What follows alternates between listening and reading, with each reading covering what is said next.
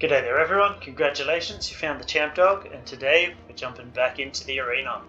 So today I'm bringing you a deck from SBMtG, your favourite Magic channel's favourite Magic channel. Dev there's a good dude, puts up some really good content. I love his spoiler season videos, but he does a lot of deck techs, does some gameplay, and he's a pretty funny guy. So go check him out, SBMtG on YouTube, stands for Simply Better Magic the Gathering. Go check him out. I'll have a link to his channel and to his deck list in the description for this video. But this is his Death and Taxes list that he put up on his channel a few weeks back. And it's just been in the back of my mind that I kind of want to try it out. So that's what we're going to do. We're going to try it out. So for those of you who aren't familiar with Death and Taxes, it's a archetype that I think is primarily a thing in older formats like Legacy. I always get Legacy and Vintage mixed up. It also lurks around the fringes on Modern a fair bit, and the basic idea of it in those formats is to play cheap white creatures that have some sort of taxing effect on your opponent. The classic one, of course, being Thalia, Guardian of Thraben, who's a 2-mana 2/1 with first strike, and non-creature spells cost 1 more to cast. Other things that fit into that sort of genre are Tithe Taker from Last Standard, Archon of Emiria, which you'll see here. It's one of the central pieces of this deck. Skyclave Apparition is obviously seen in both the modern version as well and this standard version. It's just a very good card. But yeah, it has a lot of those little taxing effects, plays cheap creatures that aren't always the best on rate, but usually aren't terrible, but they have that little like nuisance or hate text in them, and it's just designed to make it difficult for your opponent to do what they want to do. And it also uses things like Flicker Wisp and whatever that artifact is to like bounce things, bring things in at instant speed. So Dev has just tried to recreate that somewhat in Standard with the little pieces that have been dripping out to us. And then they usually close out the game with some sort of artifact. Obviously the swords in Modern, we've got all of the Skyclaves here. But yeah, this is a list he put together. I will link to his videos so you can see his description and his deck tech, because he'll obviously do a better job of it than I can summarizing. But look, it's a fun little deck. It's not the most competitive thing in the world. And it was put out a little while ago, and there's been a few meta shifts since then, so there are things you could change. But I just wanted to jump in and give it a go. I've had some fun with it. For the most part, it plays fairly similarly to the mono white aggro lists. Like your plan A is still slap down a Seasoned Hallowblade, protect it, suit it up with more of the side Skyclaves, and swing for the fences, with some disruptive elements like Skyclave Apparition and obviously Selfless Savior to protect things. We've also got some black in here to tax our opponent's hands, get a little bit of interaction, and some more flash speed things. Shepherd of the Flock is a lot better than I originally thought it was in mono white aggro. I didn't fully read this text box or understand how useful it can be, so if I played an Emeria's Call as a land early, I can bounce that back to my hand later and cast my Angels. But the main thing that you end up doing with it, of course, is recalling your Skyclave Apparitions and replaying them. It's a fun little deck. I have a fair few wins, I have a fair few losses. You're not going to see them all, but you are going to see some of the more enjoyable matches I had. As I said, I'll be linking to Dev's video and I'll be linking to his deck list, so please do check both of those out. He has a nice little piece on the history of Death and Taxes, and then a little deck tech on why he's chosen what he has. But I think that's enough of me talking. Let's jump into some games. Okay, we'll definitely take the play here. Okay. Turn seems okay. We obviously need to hit more lands. Oh, we've got 2 colours. We've got a turn 1 play. We've got some good turn 3 stuff. Up against the Orion deck, okay.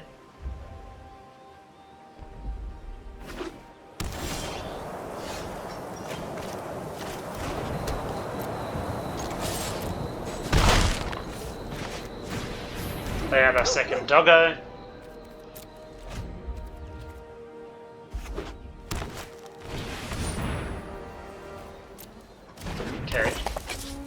interesting. Okay, so we did not hit a land, which is unfortunate. We're definitely going to kill this up.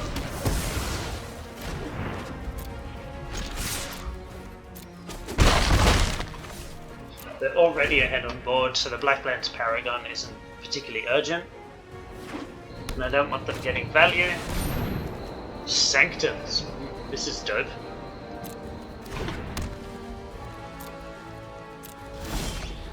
Okay, this is getting really frustrating. I just lost a bunch of games with Grixis to being mana screwed. Happening again here. I'm really losing patience with the shuffler at the moment.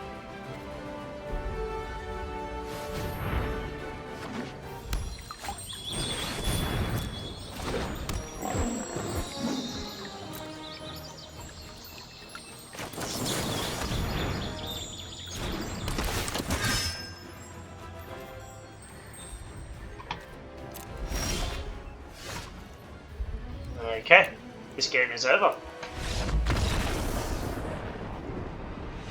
Yet another game where I don't get to play Magic the Gathering because of this stupid bloody land system. Seriously. So Duress is probably good here.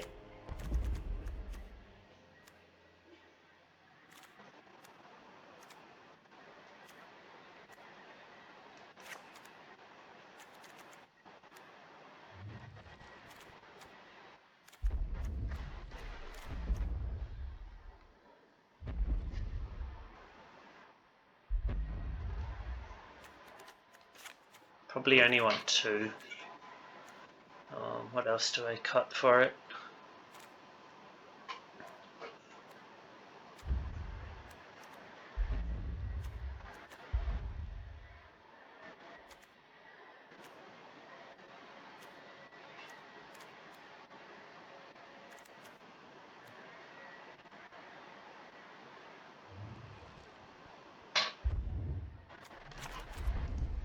Let's just try like this. Minimal changes.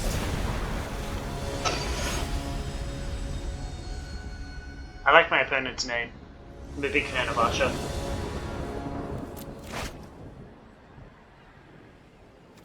Well, at least I can cast everything in my hand.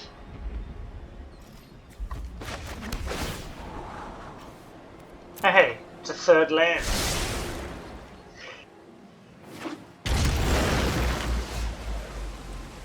If I seem salty, it's only because I am. Go with the Hallowblade, get as much power on the board as we can. Next turn, we can Acquisitions Expert, and this counts as a warrior, counts towards our party.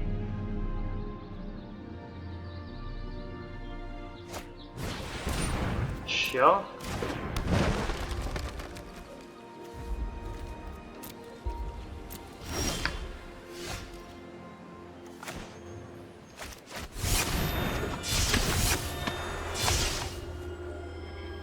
Have a little peek here.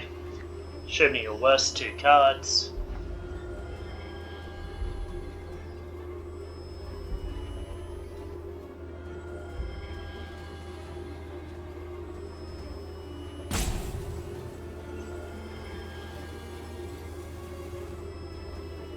I guess I'm taking a Realm Cloaked Giant. Get into combat here.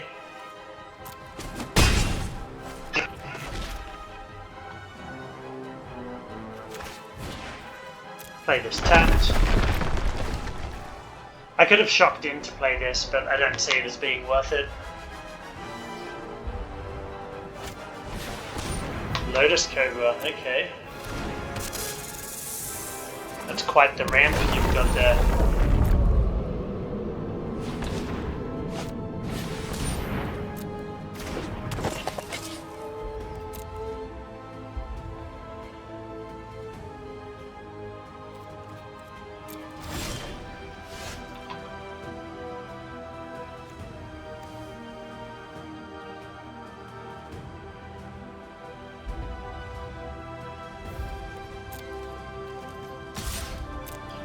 I'm going to attack in.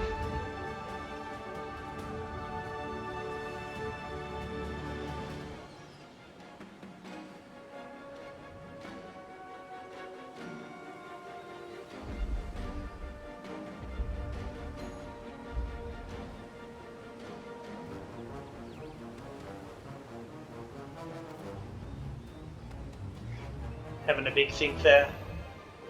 So my likely play here is to bounce Acquisitions Expert and replay it. I could play this, but they can still play their cast off next turn anyway.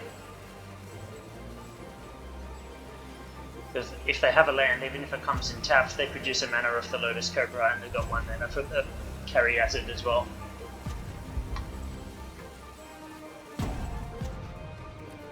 Okay, they decide to take it.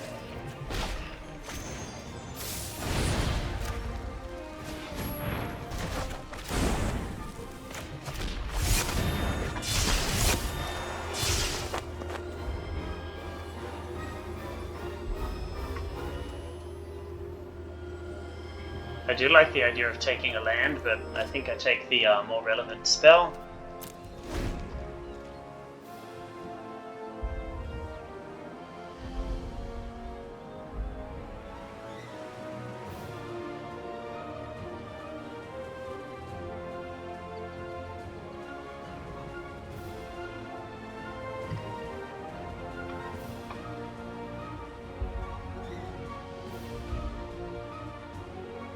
I'd love to see either a Maul or an untapped land next turn. Maul obviously lets me start swinging for a fair bit. Untapped land lets me play Archon and Selfless Savior to protect against the board wipe.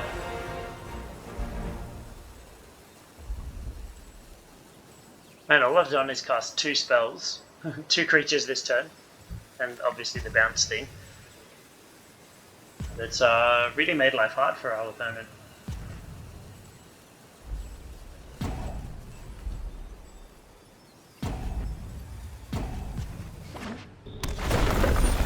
Okay.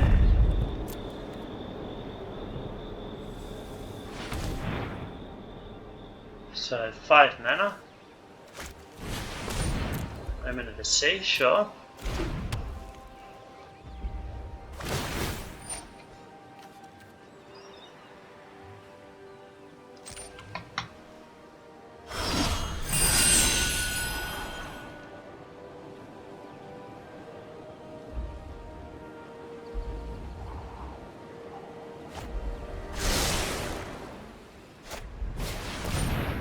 Elspeth's Nightmare. Okay.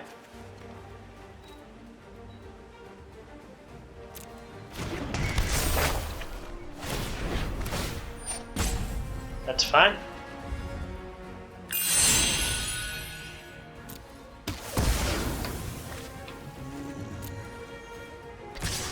Yep. Take a bit of damage here.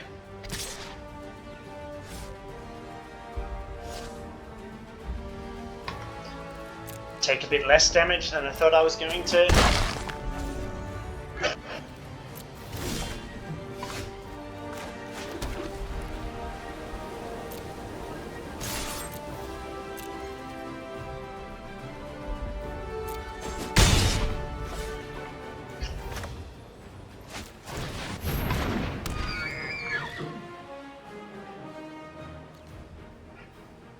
Oh, I can't play the Savior. Silly me. I needed to play the Savior first. Okay. That was just a misplay on my part. Chopping down time familiarity with the deck. At least I didn't get value off the second chapter here.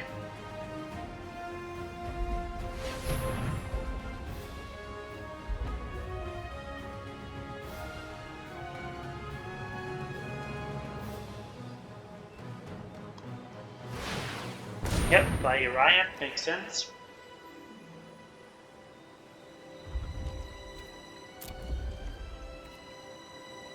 Can't imagine they attack here.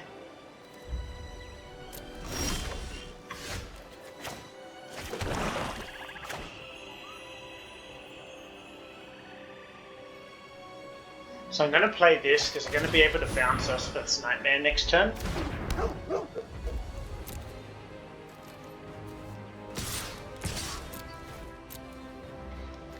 If they play Uriah, which I assume they will.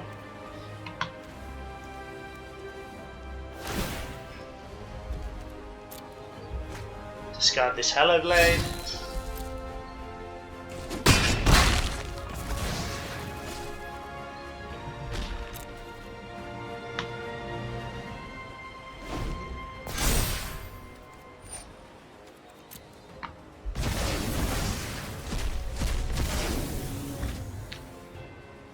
And I can flash in Blackland's Paragon. The end step here.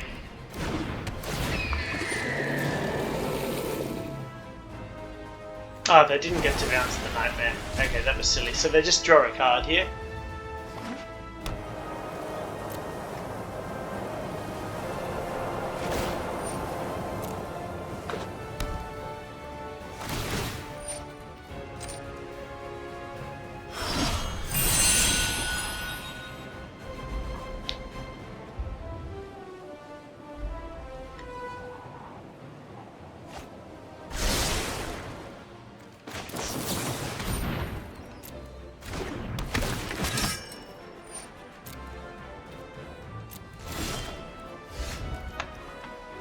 Well, that's not particularly useful, so we're just going to swing in with everything at this point.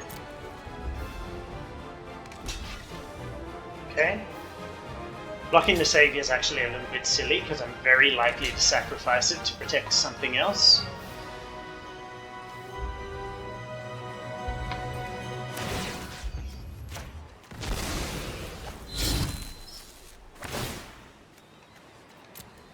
So we get through 3 here.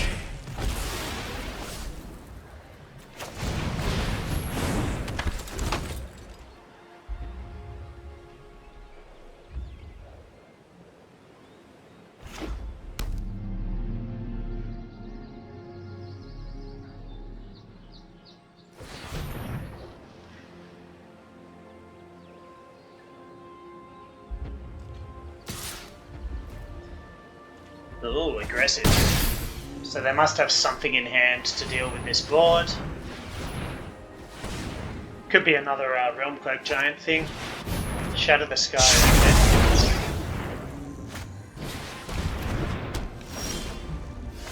Okay, so they can start getting some life back with the Sanctum. Maul's a bit late to the party here. So I don't know how we get back into this game from here, to be honest, given our opponent has so many Sanctums.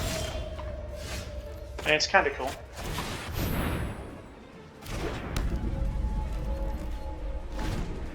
But yeah, given the advantage our opponent has, cards in hand, board state, etc., lands. We'll need to get pretty lucky to... yeah, nah, we're done here.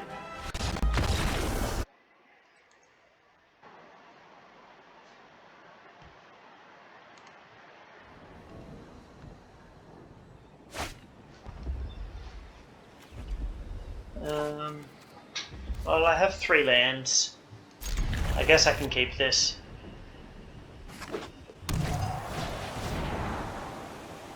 Opt. Interesting.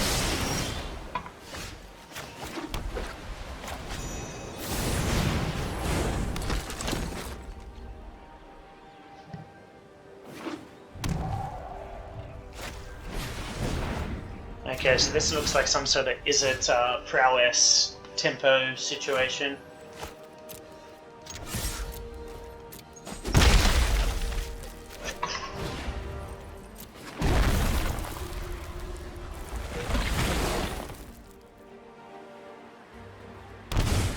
So much lag.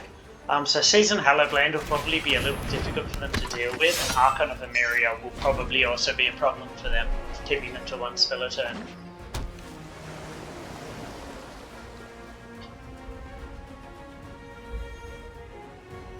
I'd love to not have to shock in another land, but hey, Jace! I see how all this connects now.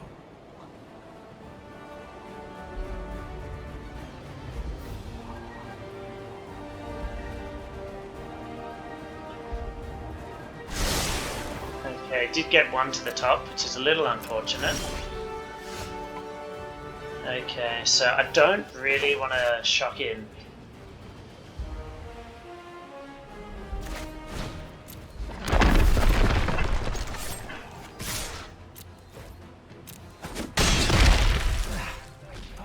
pass undetected. I could play this Savior, but I think I just hold up Black Lance and or Shepherd activations.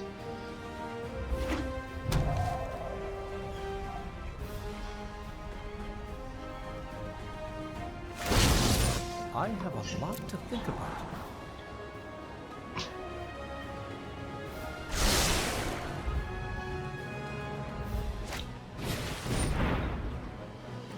Okay. Ah, so that's what they're on. Draw 2.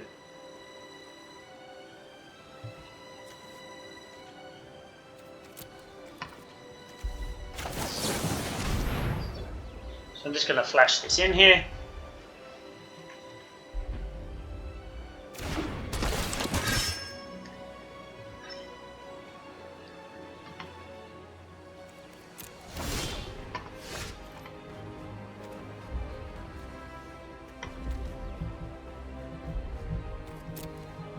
Let's go to combat, see what they do.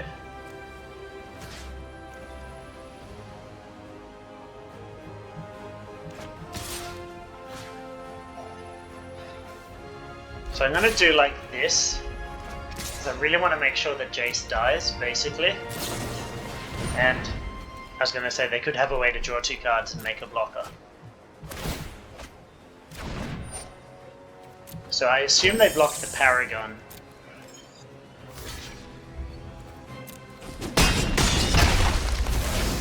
I overanalyzed the situation.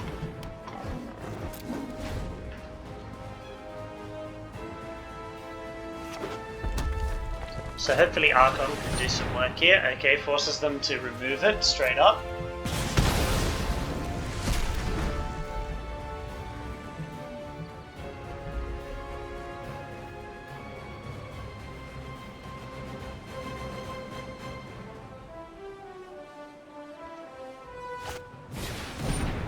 It's alright, okay.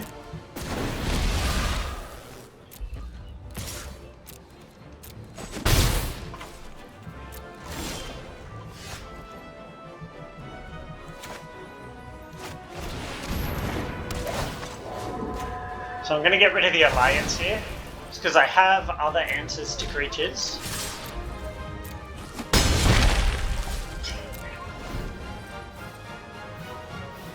And I'm also like more happy to race, but like that's just difficult for me to deal with. And being able to make a whole bunch of 1/1s also makes my Hallowblade a lot worse. Shark Typhoon, sure. Opponent takes... Okay, no, they've held up a blocker.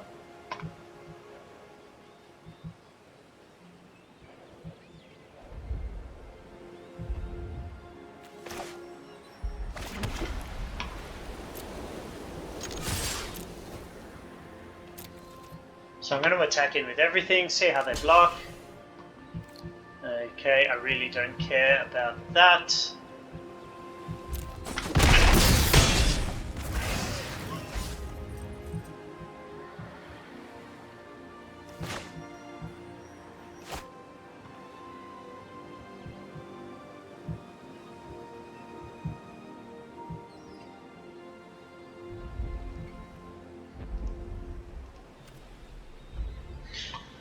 So, do I want to flash back the apparition?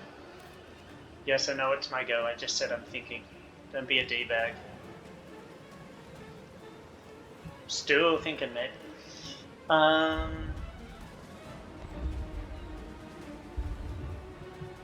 Okay, they're getting muted.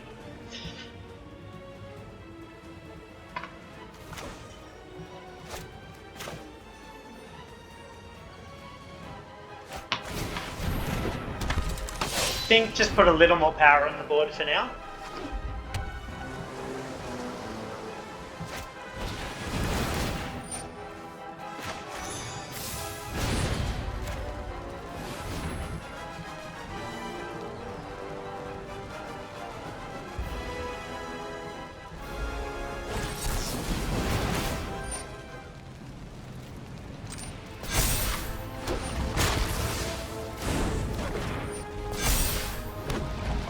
Well, that's a little bit unfortunate.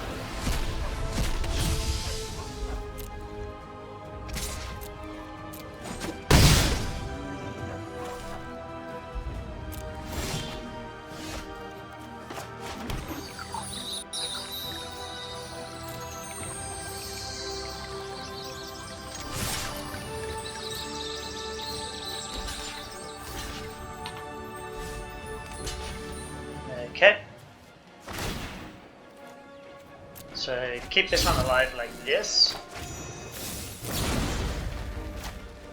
And this one like this.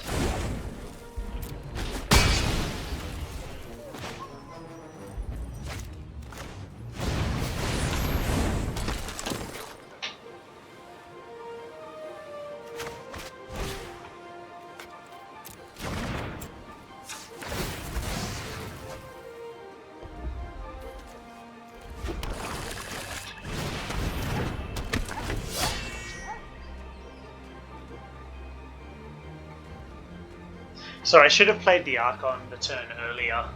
I should have shocked in to get the Archon. This game would have played out a little bit differently, I think.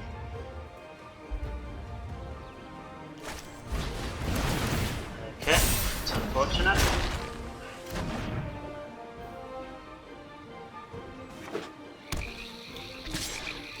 Black mana as well, excellent. Interesting. Okay, that's not going to do it. So let's move on to game 2.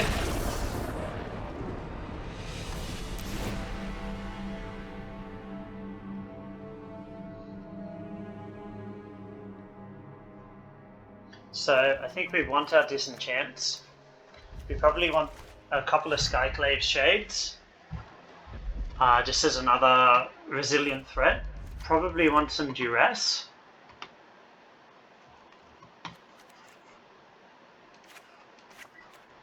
Probably cut down the Giant Killer. I don't think is too great here. Archon feels good. Black Giants feels ho-hum. I don't mind Acquisitions Expert. Probably cut down on a couple of Mauls. And yeah, why don't we just try like this? See how we go.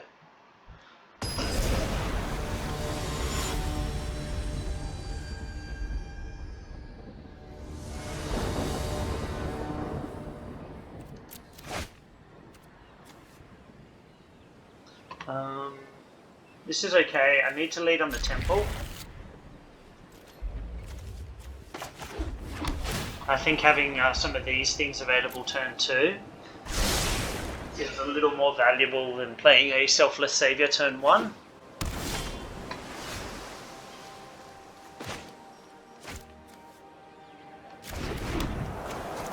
I'm just going to play this, get something out of their hand, and if this gets killed, it gets killed. Like, I don't care.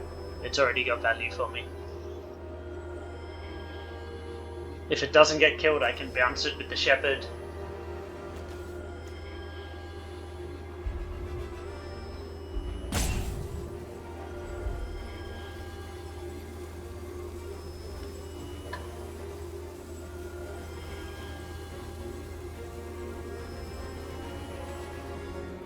Okay, now an island.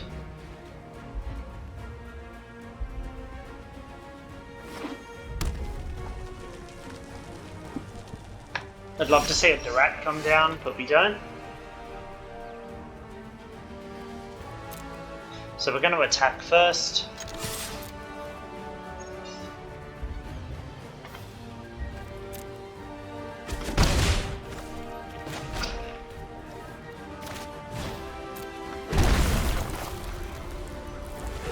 And we'll play this out. I don't mind shocking in for that. Frantic Inventory, that's fine. And we've got Usher to safety held up, so next turn if we want we can bounce the Acquisitions Expert and replay it.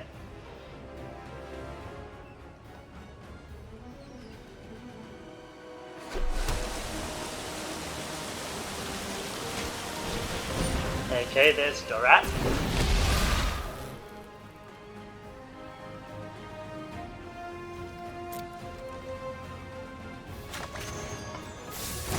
So I'm going to do this now just to use my mana a little more efficiently.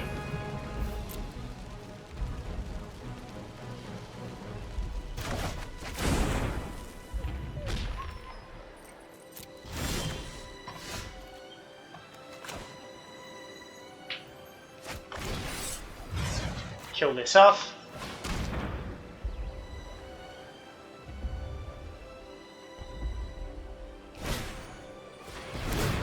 That's fine.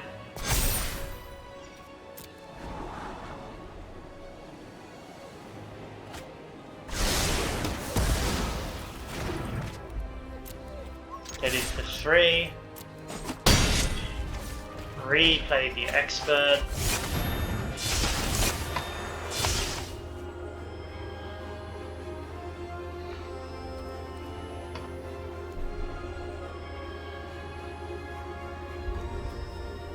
I think I get rid of the counter spell. Feed the Swarm will cost them life. Play this. Another seasoned Hallowblade. How do I feel about that? I don't feel bad about it, but there's probably better things I could draw, like Archon of Emeria, Wall of the Skyclaves.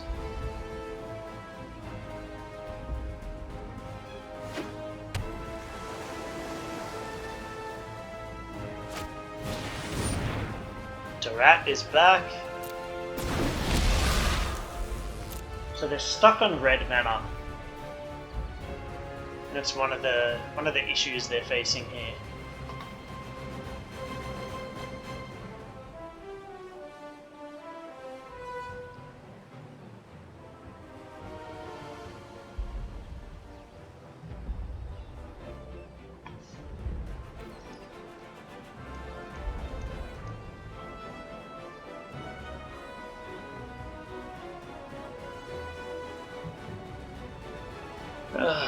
Funny, after heckling us for thinking and being quite forward about saying that we are, our opponent's been taking their sweet time on all of their plays.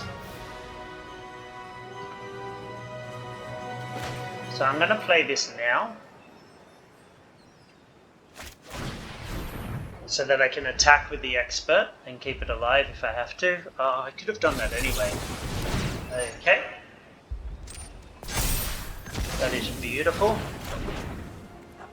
So I'm going to attack with both. You're going to try and block the expert, no doubt. I'm going to bounce it, get in for 3, and replay it. And get rid of Blitz here. Again, feed the Swarm, cost them life if they want to use it. That was a good turn for us. Game's still far from over.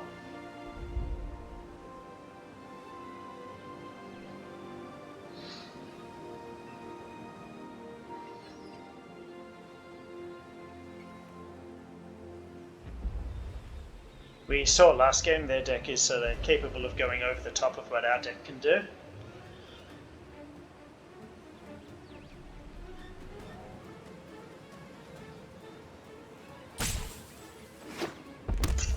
Okay, they finally found their second red mana. They also don't have any black mana to cast this Feed the Swarm. I don't really know why there's black in this deck. I've seen decks like this on like MTG Goldfish. I think it did well in some tournament somewhere. But yeah, I don't know. Seems silly to me. Get in here, see if they want to block. If they do, we'll obviously discard the planes. I'm not in a rush to play this Black Lance Paragon either, because it can potentially keep our Hallowblade alive.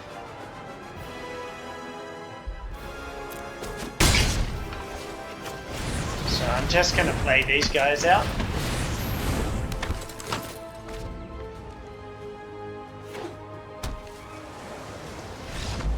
Okay, and they skip it up.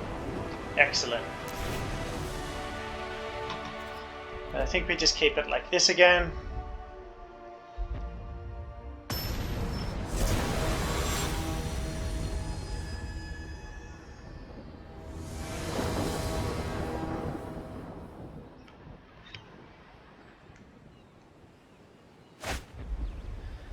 Okay, so this hand kind of sucks because everything comes in tapped. I guess I can chuck this in turn 2 to get a Hallowblade. Yeah, it's not the worst. And if I'm keeping Hallowblade, I kind of want to hang on to as many cards as I can to give it indestructible. Okay, opponent takes a Mole, that's good for us.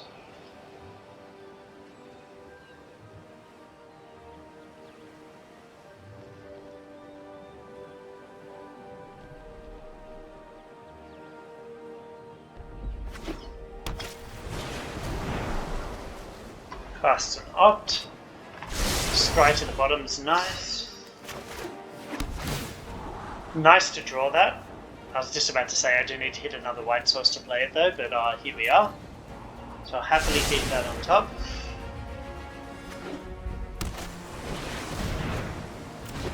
Okay, so it looks like our opponent's hand was not very good.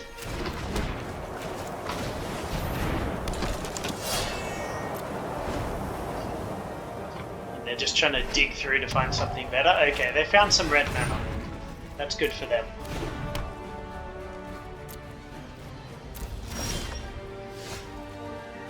Okay, so shock this in.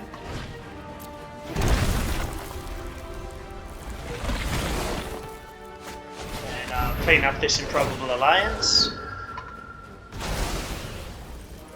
and get in for 3.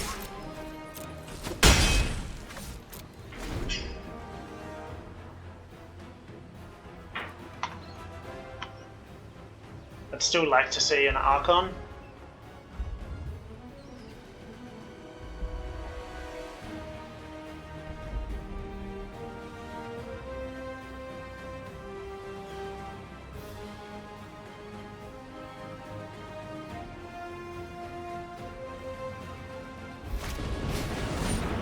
Okay, I was going to say I'll play this next turn to protect the apparition, but it doesn't live that long, but that's fine.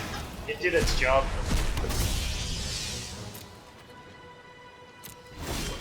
Basically undid 2 turns for my opponent.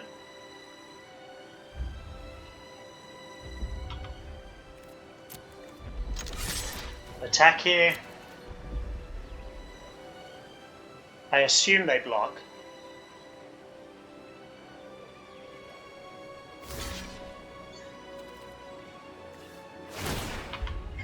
And I will pitch this plains because I don't think I need it. I will play this. Play 1 Savior, and I still have Paragon held up. This way I can also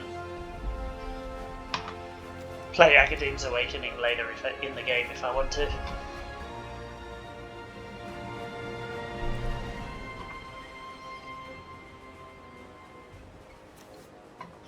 So our opponent's taking their time. I think they were really relying on that improbable alliance surviving. Okay, so obviously we sack this and protect the Hallowblade. Was still the and it also stops them from getting the secondary part of that. That was still the correct target for my opponent, I believe. You want to force me into taking the action, not give me a choice. Depending on their hand. Obviously if they targeted this, even though I could have given it indestructible, the spell still would have resolved. And they could have tucked something and drawn a card. So I guess there's kind of no good option for them. So we can get in for 6 here. Again, I'll play this out. Can protect the Paragon if it needs to. I can ditch this Hallowblade to the one I've already got out.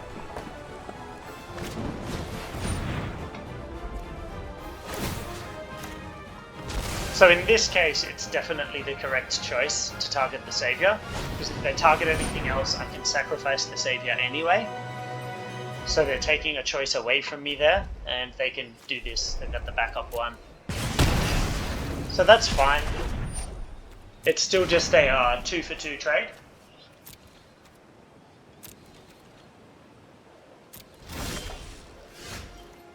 And I still have the option of Academ's Awakening a little bit later if I so choose. I like the duress here.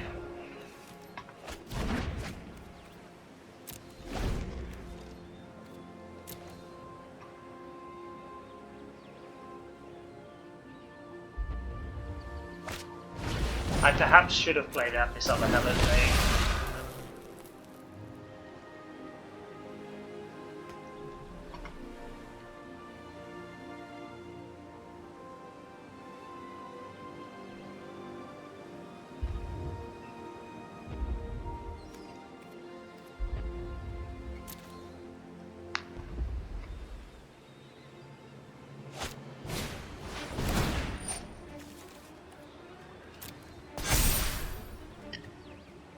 Okay, 1 damage. Okay, so keep it alive.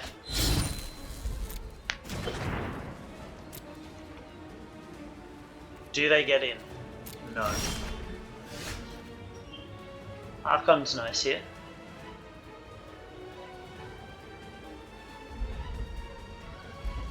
Problem is, I want to hang on to this Awakening. But then I would have had to hold this to pitch to the Hallowblade, so I think this is the correct play. I choose not to block, okay, that's risky.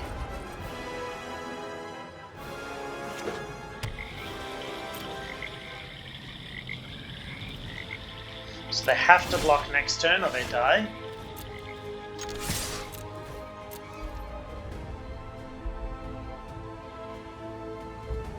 So the correct block is obviously the Hallowblade to force me to discard and prevent the most possible damage.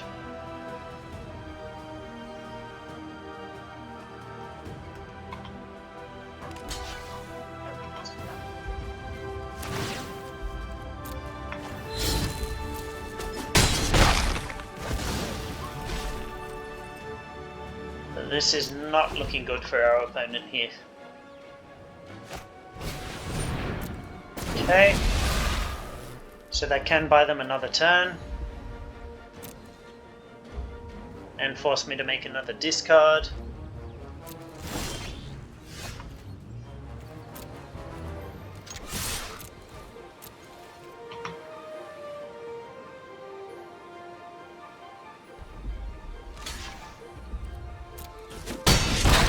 But I don't think there's anything in our opponent's deck that saves them here. Oh, I didn't mean to let that die. Oops. I had meant to discard the Archon, I just totally blanked on that. Yeah, I don't think our opponent has anything in their deck that'll save them from this position.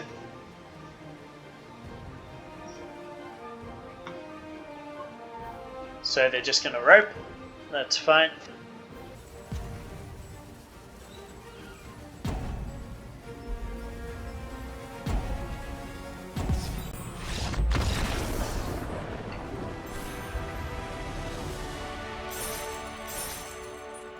Okay, so we obviously won there. I'm hoping I remember to edit that out. Our opponent got salty and roped through 3 timeout counters, which is pretty amusing after they were getting grumpy at us for taking time thinking through one of our turns, even though we let them know that's what was up. But yeah, they did seem like that sort of jerk, and that's what they did. But I'll edit that out for you guys so you don't have to sit through them being a sad loser. So there we go, there are a couple of fun little games. We're using an off-meta deck, they were both against off-meta decks, so it was fun. Obviously, wasn't fun to win against that, to lose against that Urian deck. And honestly, I still feel like I should have won. Or, you know, I think overall this deck is better than that deck. Don't build that deck, but I wanted to show it off anyway, because, hey, they're using Sanctums, that's pretty cool. And yeah, it's nice to beat the Izzet deck. It's unfortunate that they got so salty and tried to rope out. Hopefully I've remembered to edit that out for you. But yeah, stay tuned. Thanks for watching. Stay tuned for more of this deck and a bit more of Outplayed Grixis list as well. And we'll have a few more things coming for you as well. And also enjoy your Christmas, guys. Merry Christmas, Happy Holidays. I hope you're all having some time off and not stressing out too much. I hope you can spend some time with your families and loved ones. I know that's difficult for a lot of us at the moment. You know, and if you are spending this time alone, you know, sound off in the comments, have a chat to me. You know, we can talk, we can be friends. But you know, look after yourselves, be kind to yourselves, be kind to each other. Stay brilliant, guys. Thanks for watching.